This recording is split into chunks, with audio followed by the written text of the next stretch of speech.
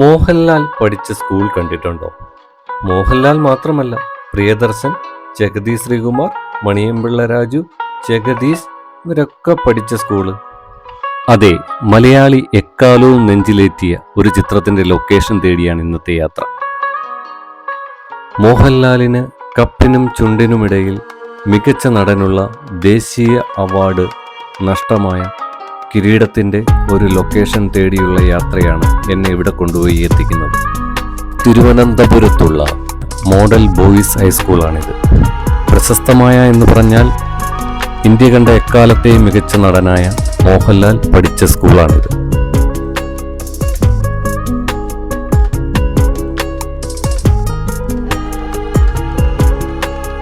നിങ്ങൾ പഠിക്കുന്ന സ്കൂൾ മലയാളത്തിലെ എക്കാലത്തെയും മികച്ച ഒരു ചിത്രത്തിന് ലൊക്കേഷനായിട്ടുണ്ട്.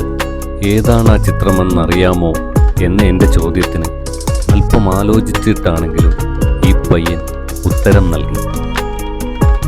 ഇവരൊക്കെ ജനിക്കുന്നതിന് എത്രയോ വർഷങ്ങൾക്ക് മുമ്പാണ് കിരീടം എന്ന ചിത്രം ഇവിടെ ചിത്രീകരിച്ചത്.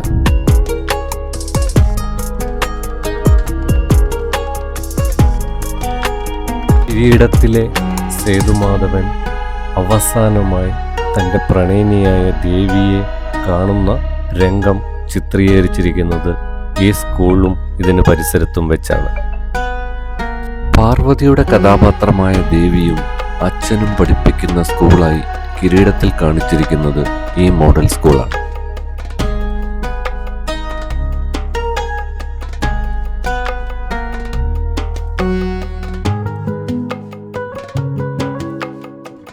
കിരീടം എന്ന സിനിമയിൽ സേതുമാധവൻ തൻ്റെ പ്രണയിനിയായ ദേവിയെ അവസാനമായി കണ്ടുപിരിയുന്ന രംഗം ചിത്രീകരിച്ചിരിക്കുന്നത് ഈ മരച്ചുവട്ടിൽ നിന്നാണ്.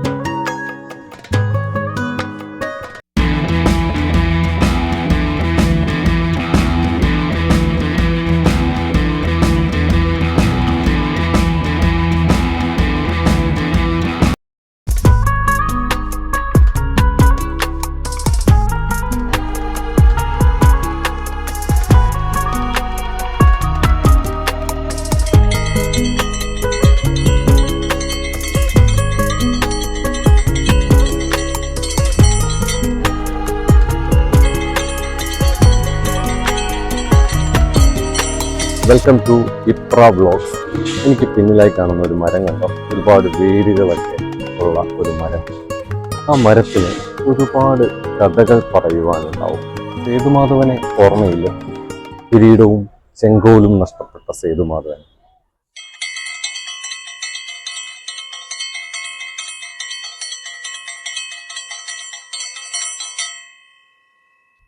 തൻ്റെ പ്രണയിനിയെ തനിക്ക് നഷ്ടപ്പെടുന്നു എന്ന യാഥാർത്ഥ്യം മനസ്സിലാക്കിയ സേതുമാധവൻ അവളെ അവസാനമായി കണ്ടുപിരിയാനായി കാത്തിരുന്ന മരച്ചുവടാണിത്. എന്നോ ഒരു വൈകുന്നേരത്ത് സ്കൂൾ വിടുന്നതിനായി മുഴങ്ങുന്ന മണിയൊച്ചകൾക്കിടയിൽ, കുട്ടികളുടെ കലപിലകൾക്കിടയിലൂടെ അയാൾ നടന്ന വഴിയാണിത്. ഈ പടിക്കെട്ടുകൾ കയറുമ്പോൾ കാണുന്ന ഇടനാഴിയിൽ വെച്ചാണ് ദേവി അയാളെ കാണുന്നത്.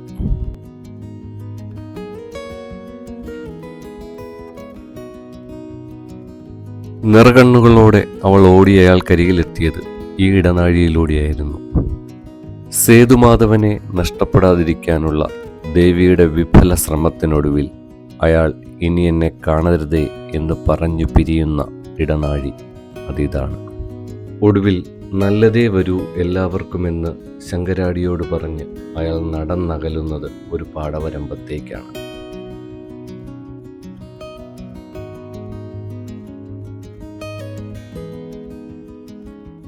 അവിടെ മലയാളി ഇടനെഞ്ചിലേറ്റിയ കണ്ണീർ പൂവിൻ്റെ കവിളിൽ തലോടി എന്ന ഗാനം ആരംഭിക്കുന്നു.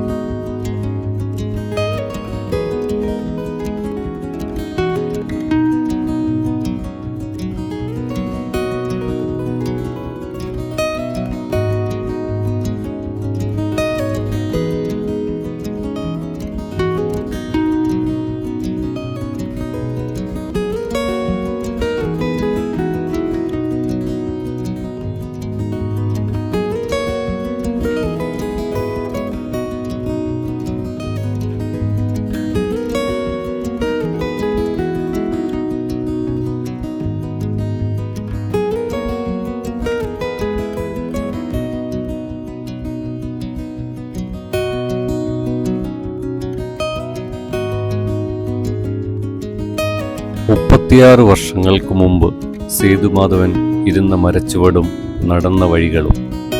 ഈ വഴികളിലൂടെ നടന്നകന്ന സേതുമാധവൻ ഇന്നും വിങ്ങുന്ന ഓർമ്മയാണ്. അന്നും ഇന്നും എന്നും മലയാളിയുടെ മനസ്സിൽ മായാതെ മറയാതെ കണ്ണീർ തീർത്തൊരു പൂവായി അയാൾ സേതുമാധവൻ യാത്ര തുടരും.